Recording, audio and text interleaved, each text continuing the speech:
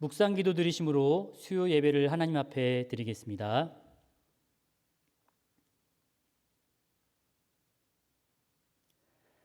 주께서 내가 앉고 일어섬을 아시고 멀리서도 나의 생각을 밝히 아시오며 나의 모든 길과 내가 눕는 것을 살펴보셨으므로 나의 모든 행위를 익히 아시오니 여호와여 내 혀의 말을 알지 못하시는 것이 하나도 없으시니이다. 아멘. 찬양을 받으시기에 합당하신 거룩하신 아버지 하나님, 날마다 우리의 가장 좋은 것을 더하여 주시며 우리를 가장 좋은 길로 인도하시는 분이 우리 하나님임을 고백합니다. 하오나 우리의 삶에 하나님으로 기뻐하며 즐거워하는 것이 아닌 육신의 즐거움을 위하여 따랐던 우리의 연약함을 용서하여 주시옵소서. 이 시간은 모든 것 내려놓고 하나님께 집중하여 예배드리는 그런 은혜 자리가 되길 소망합니다. 비록 가정에서 드리는 예배이지만 그 예배의 자리에도 친히 찾아가 주셔서 모든 예배하는 예배자들의 마음을 어루만져 주시고 하나님이 기뻐하시는 온전한 예배를 올려드리게 하여 주옵소서. 감사드리며 예수님의 이름으로 기도드립니다. 아멘. 찬송가 313장 함께 찬양드리겠습니다. 찬송가 313장입니다. 내 임금 예수 내 주여 이 죄인이 주님 앞에 한없는 은혜 받고서 내 생명 모두 드리오니 그 풍성하신 은총을 주 내게 내려주소서. 내 임금 예수 내 주여 내 허물은 덮으시고 주 십자가에 흘리신 그 피를 믿는 마음 보사 내 중한 죄를 사하여 참 평안한 맘 주소서. 내 임금 예수 내 주여 주 은혜에 감격하여 한없는 감사 찬송을 내 주님 앞에 드리오며 내 마음과 정성 다하여 늘 기뻐하며 살리라. 내 임금 예수 내 주여 이 마음과 이 천한 몸 그 보배 피로 값주고 주 친히 사신 것이오니 나 이제 사나 죽으나 주 뜻만 따라 살리라. 아멘. 하나님 말씀 함께 보겠습니다. 오늘 말씀은 출애굽기 20장 15절에서 17절까지의 말씀을 우리 함께 보도록 하겠습니다. 출애굽기 20장 15절에서 17절까지의 말씀입니다. 얼마 안 되는 말씀이기 때문에 우리 한 목소리로 함께 읽겠습니다. 함께 읽겠습니다. 도둑질하지 말라. 내 이웃에 대하여 거짓 증거하지 말라. 내 이웃의 집을 탐내지 말라. 내 이웃의 아내나 그의 남종이나 그의 여종이나 그의 소나 그의 낙이나 무릇 내 이웃의 소유를 탐내지 말라. 아멘. 우리는 지난번까지 제5계명, 6계명, 7계명에 대한 말씀을 살펴보았습니다. 제5계명에 보면 부모를 공경하라라는 말씀을 통해 살펴보았죠. 이것은 어떻게 보면 모든 인간으로서 당연히 행하는 모습입니다. 부모를 공경하는 것을 모르는 사람도 그렇게 해야 되는 것을 알지 못하는 사람은 단 한 사람도 없죠. 하지만 이 부모를 공경하라는 이 말씀은 우리에게 너무나 중요한 의미가 있다는 것을 지난번 말씀을 통하여 살펴보았죠. 그리고 살펴본 말씀 중에 바로 제6계명 살인하지 말라라는 말씀이었습니다. 살인하지 말라는 말씀을 주시면서 예수님은 남을 미워하는 건 역시 살인이다라는 것을 언급을 드렸죠. 이 땅을 살아가면서 누군가를 미워해 보지 않은 사람은 단 한 사람도 없습니다. 하지만 너무나 많은 미운 사람이고 미움이 있기 때문에 이것은 지키기 어려운 것이라 우리가 생각할 수 있지만 오히려 너무나 미워하는 사람이고 너무나 우리 마음에 들지 않는 사람이라 하더라도 우리가 사랑이 있으면 그것을 능히 이길 수 있다. 이것을 지킬 수 있다라는 것을 말씀을 드렸습니다. 그리고 제7계명에 보면 간음하지 말라라는 말씀을 드렸죠. 당시 유대교의 많은 사람들은 간음하지 말라라는 이 율법을 지키기 위해서 나름 노력하였던 모습들이 있었습니다. 하지만 이 간음하지 말라라는 것을 지키긴 하였지만 나름대로 자기들 방식대로 교묘하게 이 계명을 어기는 모습들을 살펴보았습니다. 바로 이혼증서를 써주면서 이혼하고 또 새로운 장가를 들면서 간음하는 모습도 있었죠. 하지만 이건 역시 예수님께서는 간음이다라는 것을 언급하는 것을 통하여 우리 지난번까지 말씀을 살펴보았습니다. 자, 오늘은 제8계명, 9계명, 10계명에 대한 말씀을 살펴보기 원합니다. 먼저 제8계명의 말씀, 도둑질하지 말라라는 말씀으로 먼저 말씀을 드리도록 하겠습니다. 어떻게 보면 이 도둑질하지 말라라는 말씀을 처음 들으셨을 때 어떤 분들에게는 어떤 찔림이 계신 분들도 계실 거예요. 하지만 대부분의 많은 우리 성도님들 가운데는 그래도 내가 이 8계명만큼은 철저히 지키고 있다라고 생각하시는 분들이 계실 겁니다. 자, 그런데 과연 그러할까요? 도둑질을 한다는 것은 남의 물건을 그 사람의 동의 없이 함부로 가져오는 것을 도둑질이라고 하죠. 우리는 그러한 행위를 하지 않는다 자부하고 있지만 오늘 말씀을 들으면서 우리는 너무나 많은 부분에서 도둑질을 범하고 있다는 것을 알게 되실 겁니다. 말씀을 전하기 전에 우리나라 사람들이 가지고 있는 특징 하나를 말씀을 드리면서 말씀을 시작하고자 합니다. 요즘 TV나 유튜브를 보면 외국 사람들이 한국에 대한 칭찬을 하는 장면들을 많이 보실 겁니다. 외국 사람들이 우리나라의 물건, 음식 여러 가지를 막 칭찬을 해요.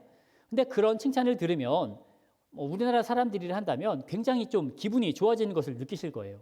저 역시도 그 사람들이 하는 칭찬을 보면서 굉장히 좀 재미가 있고 기분이 좋아지고 다른 것도 막 찾아보게 되더라고요.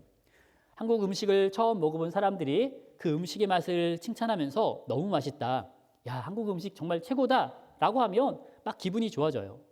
또 외국 사람들이 하는 칭찬은 우리나라의 컨텐츠, 문화, 또 우리나라 사람 출신으로 외국에서 정말 인기를 끌고 있는 그런 아이돌 같은 그런 그룹들을 보면서 한국은 정말 위대한 나라야라는 칭찬을 해요.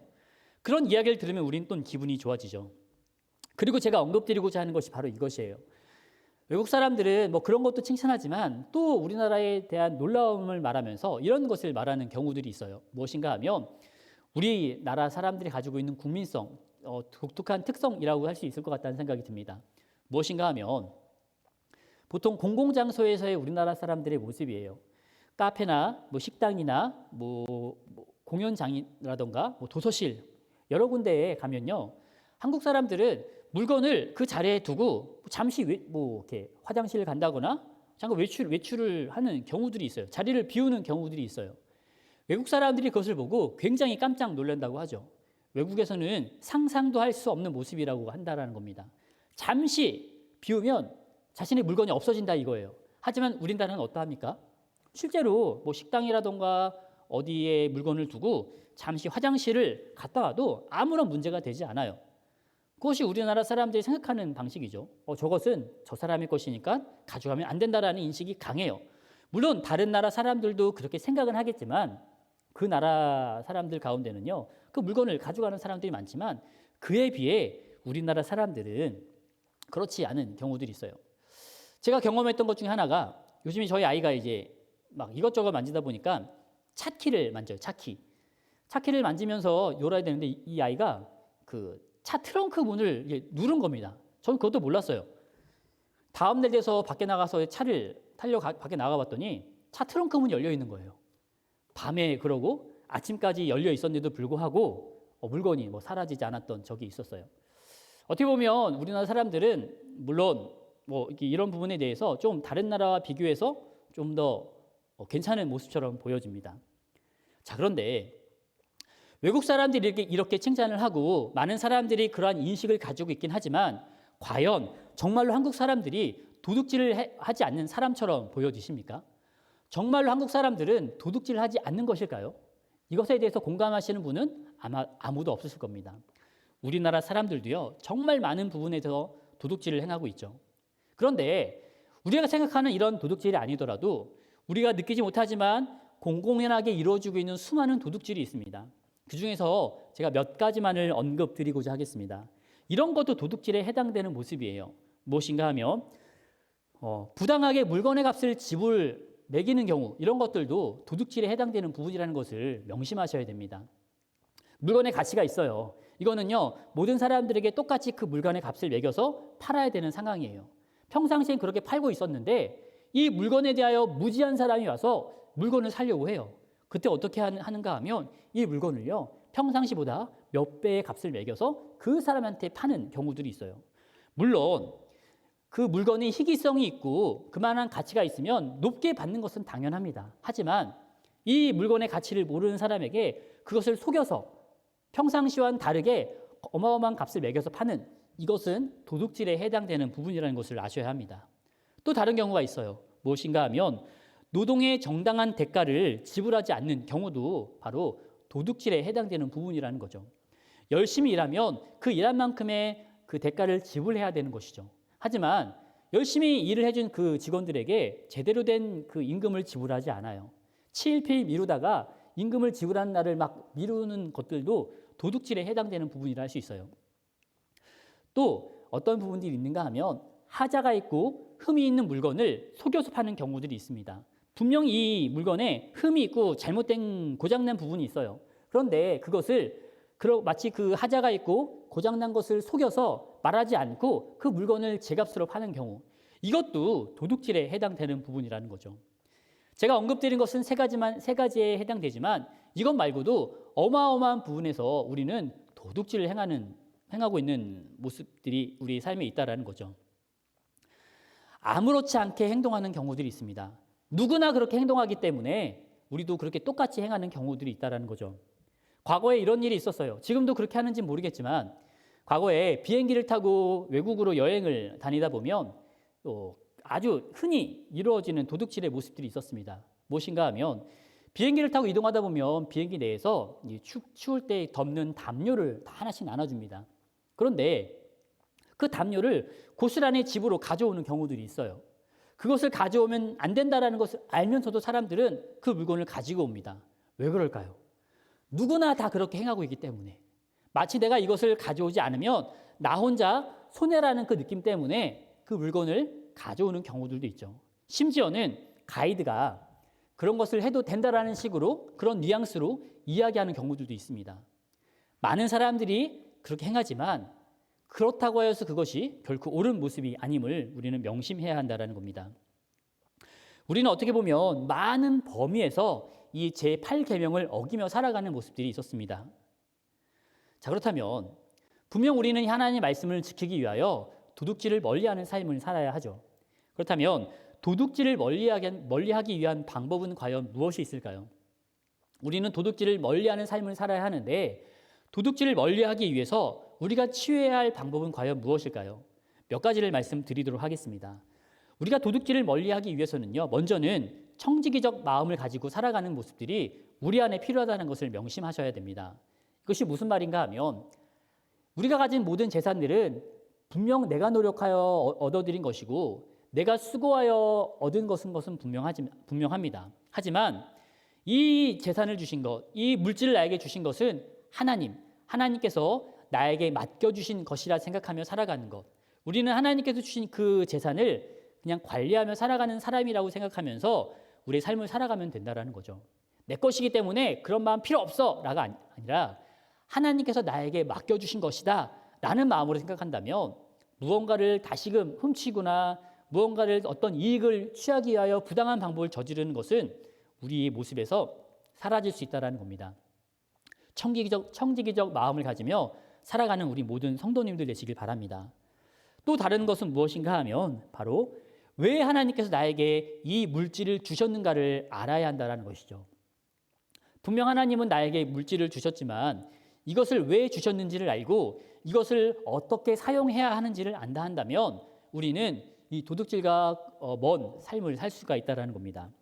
에베소서 4장 28절 말씀에 보면 이런 말씀이 나와 있습니다. 사도 바울이 에베소에 있는 사람들에게 이런 말씀을 하였죠. 도둑질하는 자는 다시 도둑질하지 말고 돌이켜 가난한 자에게 구제할 수 있도록 자기 손으로 수고하여 선한 일을 하라. 아멘. 당시에 그 사람들 가운데도 도둑질을 행하는 사람들이 있었던 것으로 보여집니다. 자, 도둑질하는 사람들에게 도둑질하지 말라라는 것으로 그치면 되는데 사도 바울은 도둑질하는 사람들에게 도둑질을 하지 말고 무엇을 하라 말씀하는가 하면 돌이켜서 가난한 자에게 구제할 수 있도록 수고하여라라는 것을 그런 말씀을 하는 것을 보실 수가 있습니다. 이것이 무슨 말씀일까요? 하나님께서 우리에게 재물을 주셨다는 것은 이 재물을 가지고 나를 위해서만 사용되는 것이 아니라 다른 사람들을 구제할 수 있도록 그런 목적으로 우리에게 재물을 주셨다라는 이 뜻도 있다라는 것을 명심해야 한다는 거죠. 나만을 위한 재산이 아니라는 것입니다. 주변을 되돌아보고 주변의 수많은 사람들을 돕는 일에 나의 재물을 사용해야 한다는 것 또한 명심해야 한다는 거죠. 그런 의미에서 다음 주에 있을 성탄절이란 날은 우리에게 굉장한 큰 은혜가 되는 날이 아닐까라는 생각을 합니다. 우리는 열심히 구제하며 살아가는 사람이 되어야 하죠. 그런데 평상시에 구제하려 했지만 잘 못한 사람들이 많으실 거예요. 하지만 이날만큼은 우리의 마음이 잘 모여지는 날이 되지 않을까라는 생각을 합니다. 성탄절, 정말로 더 값진 성탄절이 되기 위하여 우리가 우리 주변의 수많은 사람들을 돌아보고 너무나 힘들고 어려운 사람들이 있다 한다면 그 사람들에게 우리도 부족하지만 그래도 도움의 손길을 베푸는 그런 그리스도의 마음을 실천하는 우리 모든 성도님들 되었으면 합니다. 자, 또 다른 한 가지가 있어요. 이것은 너무나 중요한 이 말씀의 핵심이라고 할 수 있는 말씀입니다. 그것은 무엇인가 하면 자족하는 삶입니다. 자족하며 사는 삶을 우리는 살아야 한다는 것이죠. 나에게 물질이 이만큼 주어졌습니다. 그러면 그것으로 만족하는 삶을 살아야 한다는 것입니다. 물론 이것은 어떻게 보면 굉장히 공평하지 못한 모습처럼 보여져요. 주어진 것에 만족하며 살아가는 것이 분명하고 자족이라는 것은 그렇게 말하는 것은 분명하지만 많이 있고 넉넉한 사람들이 자족하는 것은요, 당연한 것이라 할 수 있어요. 충분히 할 수 있을 것이라 생각합니다.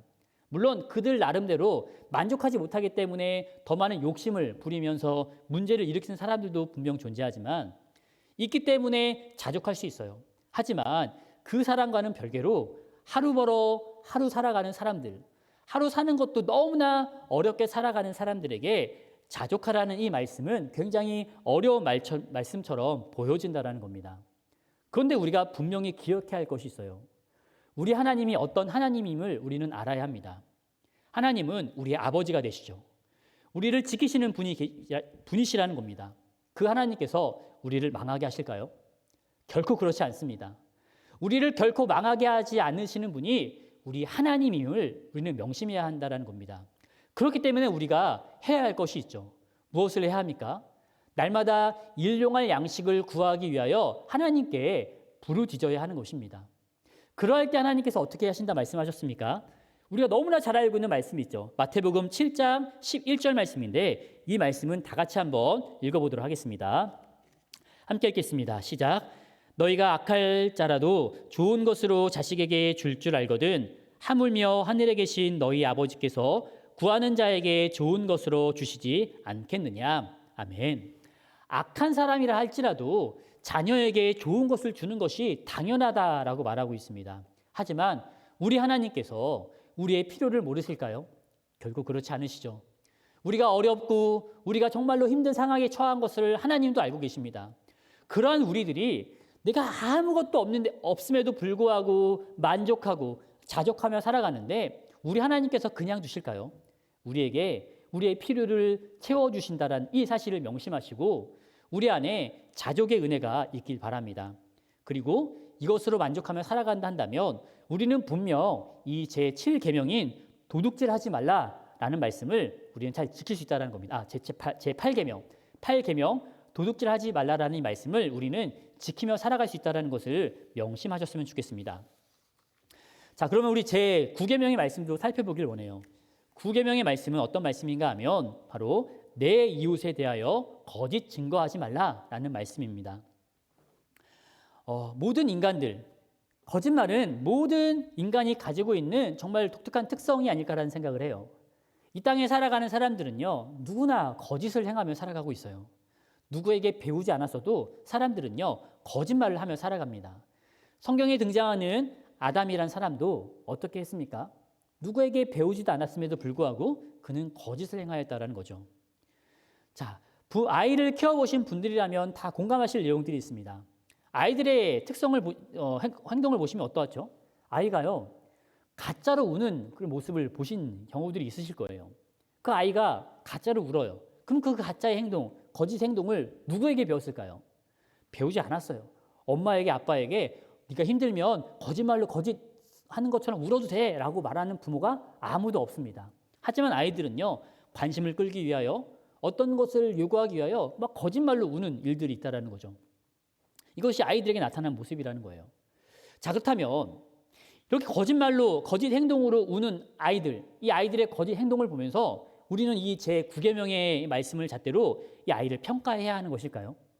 분명 하나님께서는 우리들에게 제9계명에서 거짓말하지 말 것을 말씀하고 있습니다. 그런데 이 아이들, 아무것도 모르는 순백한 이 아이들이 거짓 행동을 하고 있어요. 과연 이것을 우리는 어떻게 바라봐야 하는 것이냐는 겁니다. 자, 다시 말해서 이 땅을 살아가면서 우리는 수많은 일들을 경험하는데 우리가 정말 모든 거짓말을 다 하지 말아야 하는 것인지에 대한 깊은 생각을 해볼 필요가 있다는 겁니다. 살아가다 보면 때로는 거짓말을 해야 되는 순간들이 있어요. 이런 것을 가리켜서 선한 거짓말, 하얀 거짓말이라고 표현하기도 합니다. 유대교의 랍비들도 이것에 대한 굉장한 고민이 있었던 것으로 보여져요. 랍비들도 정말로 이 말씀을 잘 지켜야 하잖아요. 그런데 9계명인 이 말씀, 거짓말하지 말라라는 말씀을 지켜야 함에도 불구하고 어떤 사람을 대할 때 때로는 거짓말을 해야 되는 상황들이 놓여 있다는 겁니다. 예를 들어 결혼을 하는 신랑 신부를 만났을 때에 아름다운 신부, 멋진 신랑이라고 말해야 되지만 신부와 신랑을 봤을 때 정말 자신의 눈에 아름답지도 아니하고 멋져 보이지도 않는 신랑과 신부를 만났어요. 그때는 어떻게 말해야 되는 것에 대한 고민도 있는 거죠. 그래도 이 사람들에게 아름답다고 말해야 하는가라는 고민이 있는 겁니다. 우리들도 마찬가지죠. 살아가다 보면 아이들을 만날 때가 있어요. 지인들의 자식들을 만나거나 많은 사람들을 아이를 봐요. 기대감을 가지고 보는 거예요. 이 아이가 너무 이쁘겠구나 하라고 갔는데 생각만큼 이쁘지가 않는 겁니다. 그때 우리가 어떻게 말합니까? 와, 진짜 아이답지 않게 참 못생겼네요 라고 말합니까? 그렇게 말하는 사람은 아무도 없어요. 어떻게 말하죠? 이쁘지가 않더라도 우리는 보통 어떻게 말하는가 하면 와, 아이가 너무 귀엽네요. 아이가 너무 예쁘네요. 총명하네요. 장군감이네요. 너무너무 아름답네요 라고 보통 말을 합니다. 이렇게 행하는 이 일에 대하여 우리가 과연 어떻게 바라봐야 하는가에 대해서 우리는 생각해 봐야 한다는 겁니다. 이런 거짓말을 하는 사람들 역시 하나님께서 벌하실까요? 하나님은 이런 거짓말을 했다고 그 사람들에게 이 9계명을 어긴 그에 대한 벌을 내리신다고 생각하십니까? 결코 그렇지 않다는 것을 아실 겁니다. 분명 이 땅을 살아가면서도 해야 할 거짓말은 분명 존재한다는 거죠. 왜냐하면 성경에 보면 거짓말을 했던 인물들이 또 등장을 하기 때문입니다. 성경에도 거짓말을 했던 사람들이 등장을 하는데 대표적인 인물이 누구인가 하면 바로 기생 라합입니다. 기생 라합은 정탐꾼을 숨겨주었죠. 그리고 사람들이 찾아왔을 때에 그 정탐꾼이 어디 있냐라고 말할 때에 도망갔다고 말을 해요. 그리고요, 대표적인 또 인물이 누구인가 하면 히브리 산파입니다. 바로가 그 유대 히브리 아이들을 낳을 때 남자아이는 죽이라라는 명령을 하였어요. 그런데 이 히브리 산파들이 다 살려줍니다. 그때 바로가 따지죠. 왜 아이들을 살렸냐라고 말할 때 히브리 산파들이 무엇이라 대답했는가 하면 히브리 여인들은 건장하여 자신들이 도착하기 전에 다 해산하였다. 다 아이를 낳았다라는 말로 거짓말을 하는 것을 보실 수가 있습니다. 자, 그렇다면 분명 이들도 거짓말을 한 사람들이에요. 그런데 성경은 이들에 대하여 어떻게 평가를 하고 있을까요? 먼저 기생 라합에 대해서는요. 히브리서 11장 31절에 무엇이라 말하는가 하면 믿음으로 이 기생 라합을 이야기하고 있습니다. 기생 라합은 분명 거짓말한 사람에도 불구하고 성경은 그 기생 라합에 대하여 믿음의 사람이라고 평가하고 있다는 거죠. 그렇다면 이 히브리 산파들에 대한 평가는 어떠할까요? 출애굽기 1장 21절 말씀에 보면 이렇게 나와 있죠. 제가 한번 읽어드리면 그 산파들은 하나님을 경외하였으므로 하나님이 그들의 집안을 흥왕하게 하신지라 이렇게 말하고 있습니다. 그 거짓말했던 히브리 산파들을 어떻게 표현하고 있습니까? 하나님을 경외한 그런 사람들로 바라보고 있다는 겁니다. 자, 이것을 통해서 알 수 있는 것이 있어요. 분명히 거짓말에 대해서도 선한 거짓말이 있고 해도 되는 거짓말이 있고 하나님께서 믿음으로 보시고 경외하는 것처럼 보시는 거짓말이 존재한다는 것을 보실 수가 있다는 것이에요. 즉 모든 거짓말을 하지 말아야 한다는 것이 아니라 해도 괜찮은 거짓말이 존재한다는 겁니다. 그렇다면 우리가 보았던 제9계명 거짓말하지 말라라는 이 말에 담겨있는 우리가 하지 말아야 할 거짓말은 과연 무엇일까요? 그 말씀은 우리 16절 말씀 다시 한번 보시면 알 수가 있을 것 같아요. 16절에 보면 거짓 증거하지 말라라는 말씀을 하시면서 앞에 무엇이라 말씀하는가 하면 내 이웃에 대하여 거짓 증거하지 말라라는 말을 하고 있어요. 즉 무슨 말인가 하면 이것은 재판에서 사용되어지는 그런 모습들이죠. 당시에는 어떤 사람들이 증언을 해요. 어떤 문제가 있으면 이 문제에 대하여 증인들이 등장을 합니다. 그런데 그 증인들의 그 진술이 정말 중요한 진술이 되는 거예요. 그 증언으로 인해서 이 사람이 죽을 수 있게 되는 위기에 처해 있다는 겁니다. 상황에 처하게 된다는 것이에요. 즉 내 증언으로 인하여서 이 사람이 죽을 수도 있고 이 사람이 살 수도 있다는 것을 말하는 것이라는 겁니다. 즉 내가 거짓된 증언을 하면 이 사람이 죽게 되는 거예요. 그러한 거짓 증거를 하지 말라라는 말씀을 하나님께서 우리에게 주시고 계신다라는 겁니다.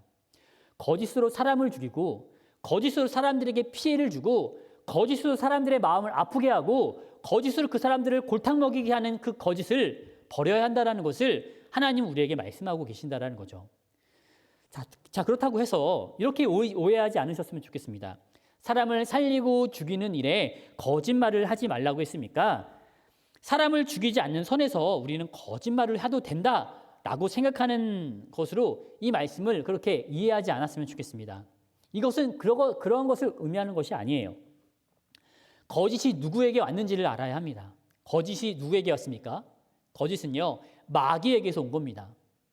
그렇기 때문에 내가 수시로 거짓말을 많이 하고 내가 평상시에 많은 거짓말을 하는 사람이라 한다면 나에게 큰 문제가 있고 나에게 잘못이 있다는 것을 깨우치고 그 거짓에서 돌이키는 모습이 필요하다는 것을 명심하시기 바랍니다.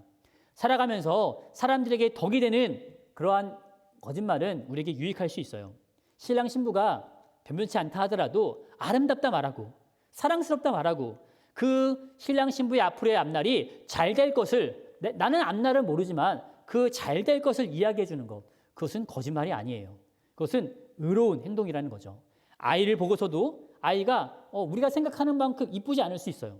하지만 그렇다고 해서 솔직하게 그 아이에 대하여 이야기하는 것이 아니라 아이를 사랑하는 마음으로 아이를 이쁘다 말하고 아이를 멋지다 말하고 귀엽다 말하는 것은 결코 거짓이 아님을 명심하시고 그런 것까지 금하는 그런 말씀이 아니라는 것을 우리 명심하셨으면 좋겠습니다. 마지막으로 제10계명에 나와 있는 말씀, 10번째 계명에 나와 있는 말씀을 함께 보도록 하겠습니다. 우리 10계명에 대한 말씀 다 같이 한번 읽어보도록 하겠습니다. 시작.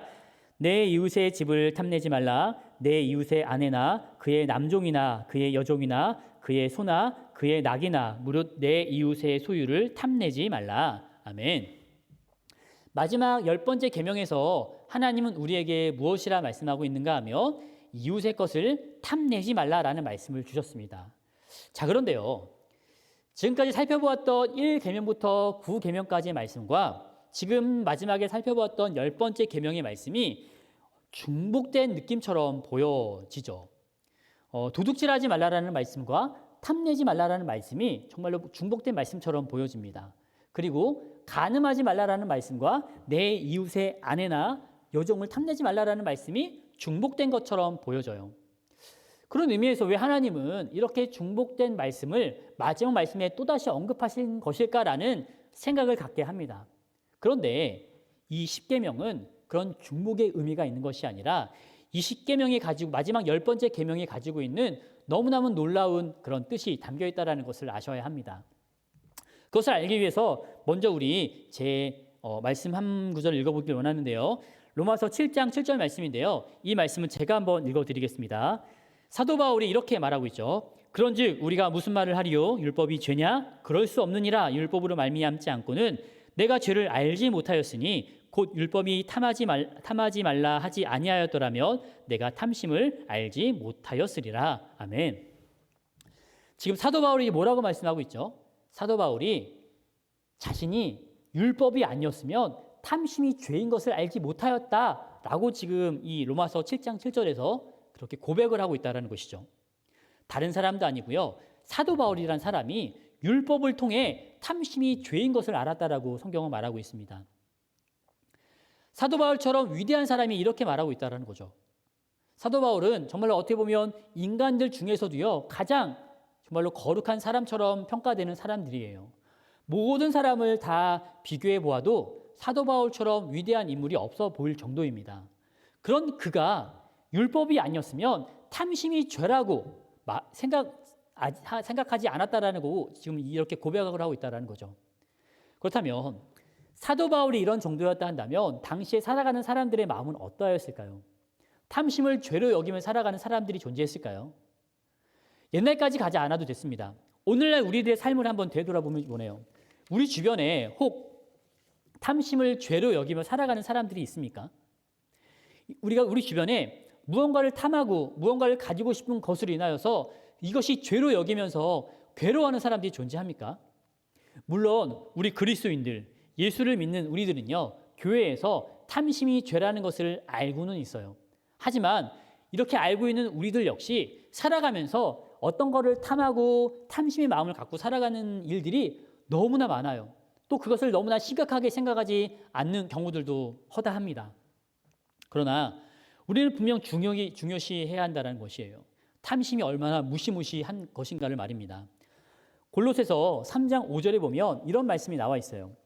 이 말씀도 제가 한번 읽어드립니다. 그러므로 땅에 있는 지체를 죽이라. 곧 음란과 부전과 사욕과 악한 정욕과 탐심이니 탐심은 우상 숭배니라. 아멘. 사도 바울이 지금 탐심에 대하여 어떻게 말하고 있는가 하면 탐심은 우상 숭배라고 말하고 있습니다. 자, 그렇다면 왜 탐심이 우상 숭배라고 사도 바울은 그렇게 이야기하는 것일까요?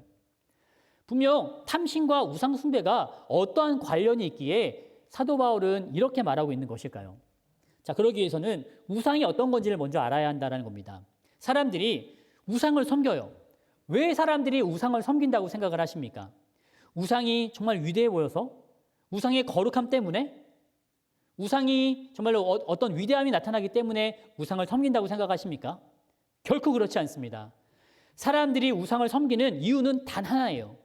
겉으로는 우상을 위한 것처럼 보여지지만 그들 마음속 깊은 곳에는 우상을 통하여 나에게 큰 유익이 있기 때문에 나를 위하여 우상을 섬기며 살아가는 것이라는 겁니다. 즉 그들에게 우상은요, 자기 자신을 위한 것이라는 거죠.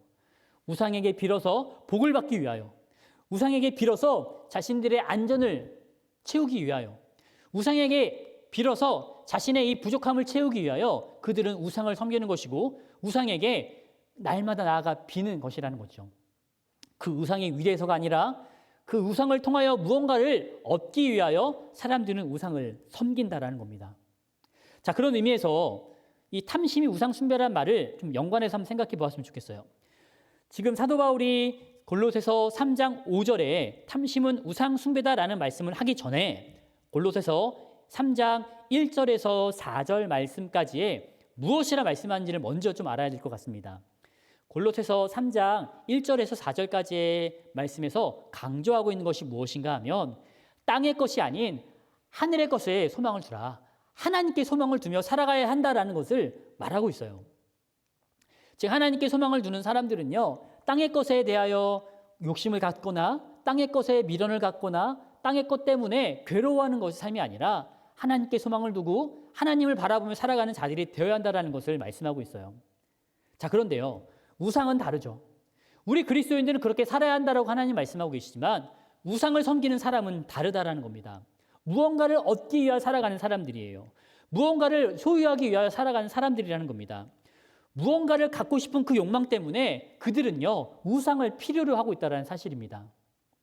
우상이 위대해서가 아니라, 우상이 정말 귀해서가 아니라 자신의 필요를 위하여 우상도 필요한 도구로 쓰고 있다는 것이죠. 그런데 이 탐심이라는 것이 얼마나 무서운가 하면은 그 탐심이라는 것 때문에 많은 그리스도인들 역시 하나님을 향한 그들의 마음마저도 변질시키고 있다는 것이죠. 이 탐심이라는 것 때문에 우리가 하나님을 어떻게 바라봐야 하는지에 대한 생각조차도 바뀌게 만들어가고 있다는 겁니다. 우상이 나를 위해 존재하는 것처럼 그들은요, 하나님을 자신의 필요를 위해 사용되어지는 분으로 생각하고 있다는 사실이죠. 내 필요를 위하여 우상을 섬기는 사람들처럼 나의 만족과 나의 잘됨을 위하여 하나님을 이용하는 사람들이 되어가고 있다는 겁니다.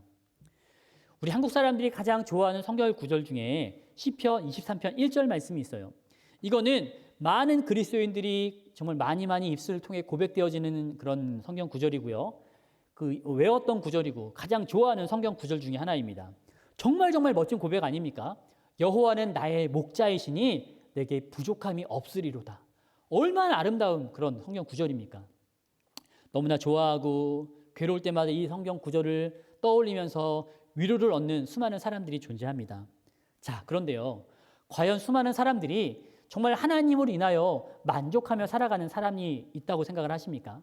정말 그리스도인들 가운데 저 성경 구절을 너무너무 좋아하지만 정말 하나님이 계시기 때문에 나는 부족함이 없다 라며 정말로 우리 일생을 살아가는 사람들이 과연 얼마나 된다고 생각을 하십니까? 하나님으로 만족하며 하나님으로 부족함을 없이 느끼며 살아가야 하지만 수많은 사람들은 하나님이 아닌 결과로 인하여서 불평하고 원망하는 모습으로 살아가는 사람들이 너무나 많이 있다는 것이죠. 하나님으로 만족해야 하지만 나에게 주어진 결과로 인하여서 불평하며 원망하며 분노하는 것이 우리 그리스도인들의 모습 중에 너무나 많이 나타나고 있다는 사실입니다. 왜 그리스도인들이 불평하고 왜 그리스도인들이 분노하고 왜 그리스도인들이 원망하고 있다고 생각을 하십니까? 원하는 것을 가지지 못했기 때문이에요. 내가 이것을 가지기 위하여 하나님께 수없이 기도하고 내가 이런 결과를 얻기 위하여 하나님께 원하시는 일들을 행하고 봉사하고 섬기고 여러 가지 일에 앞장서는 일들이 있었지만 원하는 것을 알지 결과를 얻지 못했어요. 그러면 어떤 마음이 듭니까? 괜히 했네. 내가 괜히 기도했어. 내가 괜히 수고했고 봉사도 괜히 한 것 같아. 그냥 그렇게 살았으면 되는데 내가 그걸 왜 했을까?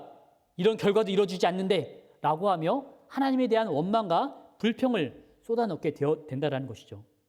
다 이것이 어디에서 온다고 생각을 하십니까? 탐심으로 인하여서 이런 마음이 그리스도인들에게까지 미치고 있다는 것을 우리는 기억을 해야 합니다. 우리 성도님들에게 한번 물어보겠습니다. 성도님들은 과연 여호와 우리 하나님이 나의 목자이시기 때문에 내게 정말 부족함이 없습니다라고 고백하며 살아가십니까?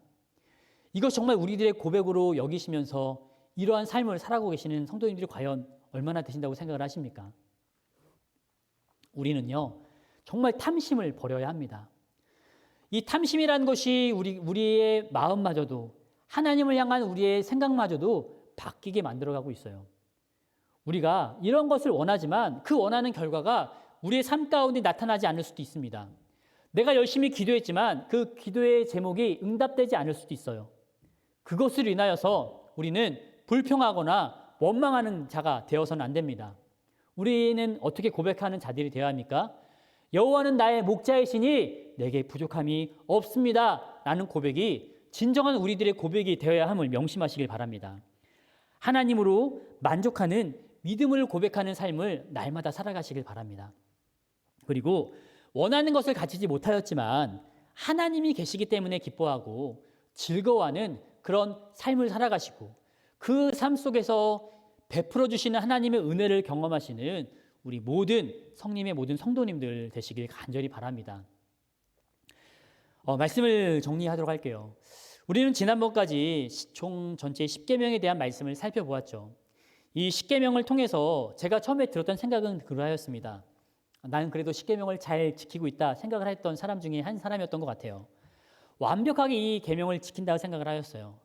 그 누구보다도 하나님을 외에 다른 신을 두지 않았고 우상을 섬기지도 않았으며 하나님의 이름을 함부로 말하지도 아니었고 안식일을 기억하였고 부모를 공경하며 살인하고 도둑질하고 간음하지 않고 했던 모습들을 나는 행하지 않았다라고 자부했던 그런 사람으로 생각했습니다. 그런데 말씀을 하나하나 살펴보면서 그 말씀을 떠올리면서 나를 대입해 봤더니 난 너무나 부족한 사람이라는 것을 알게 되었죠. 정말 다른 사람들보다도 가장 부족하고 어떤 누구보다도 가장 부족하고 나약한 존재라는 것을 깨닫게 되었습니다. 우리가 이렇게 나약하고 이렇게 부족한 존재라는 것을 명심하십시오. 그렇기 때문에 우리는 자포자기하고 나약함에 살아가는 것이 아니라 그렇기 때문에 우리가 생각해야 할 것이 무엇인가 하면 우리가 부족하기 때문에 너무나 연약하고 나약한 존재이기 때문에 그래서 우리에게 하나님이 필요한 것이고 그렇기 때문에 우리는 더욱더 하나님을 의지해야 한다는 것을 명심하시길 바랍니다. 사랑하는 모든 성님의 가족들 가운데 우리가 완벽하다 생각하는 그런 생각을 모두 버리시고 정말 모든 부분에 대하여 너무나 부족하고 연약한 존재라는 것을 인식하고 더욱 그리하여 하나님을 더 많이 의지하시고 더 하나님을 필요로 하며 살아가는 우리 모든 성님의 모든 성도님 되시길 바랍니다. 그러할 때에 우리 안에 부어주시는 하나님의 은혜가 너무너무 크다라는 것을 경험하실 거예요. 살아가는 모든 순간에 하나님을 인하여 만족하고 그 하나님 때문에 기뻐하며 하나님을 인하여 즐거워하며 살아가는 그런 삶을 사시는 우리 모든 믿음의 성도님들 되시길 간절히 부탁을 드립니다. 잠시 기도하겠습니다. 살아계신 아버지 하나님, 은혜와 사랑을 진심으로 감사를 드립니다. 우리 안에 하나님의 놀라운 은혜를 허락하여 주심에 참으로 감사를 드립니다. 10계명의 말씀을 살펴보며 우리가 정말 이 계명을 완벽하게 지켰다라고 생각하고 자부하였지만 말씀을 하나하나 살펴보며 우리가 너무나 많은 부분에 대하여 부족하고 연약한 존재라는 것을 깨닫게 되었습니다. 그렇기 때문에 우리는 더 하나님을 필요로 해야 하는 것이고 그렇기 때문에 우리는 하나님을 더욱더 의지해야 한다는 것을 말씀을 통하여 보았습니다. 살아가는 순간순간 더 많이 하나님을 찾게 하시고 우리의 필요가 되시는 하나님을 인하여 우리 삶의 기쁨과 은혜가 넘치는 그런 놀라운 삶을 살아가는 우리 모든 성님의 가족들 되게 주님 인도하여 주시옵소서. 예수님의 이름으로 기도드립니다. 아멘. 찬송가 285장 함께 찬양드리겠습니다. 찬송가 285장입니다. 주의 말씀 받은 그날 참 기쁘고 복되도다. 이 기쁜 마음 못 이겨서 온 세상에 전하노라. 기쁜 날 주 나의 죄 다시 쓴 날 늘 깨어서 기도하고 늘 기쁘게 살아가리. 기쁜 날 주 나의 죄 다시 쓴 날 이 좋은 날 내 천한 몸 새 사람이 되었으니 이 몸과 마음 다 바쳐서 영광의 주를 섬기리. 기쁜 날 주 나의 죄 다시 쓴 날 늘 깨어서 기도하고 늘 기쁘게 살아가리. 기쁜 날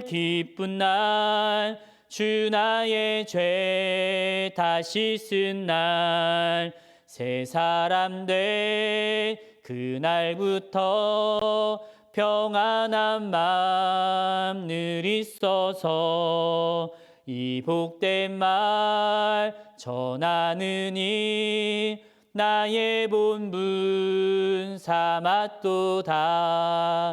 기쁜 날 주 나의 죄 다시 쓴 날 늘 깨어서 기도하고 늘 기쁘게 살아가리. 기쁜 날 주 나의 죄 다시 쓴 날. 아멘. 축도로 예배를 마치겠습니다. 이제는 우리 주 예수 그리스도의 은혜와 하나님 아버지의 크신 사랑하심과 성령님의 교통하심이 하나님으로 만족하며 하나님께서 주신 은혜를 누리며 살아가기로 소망하는 모든 믿음의 백성들 머리 위에 이제로부터 영원토록 함께 있을지어다. 아멘.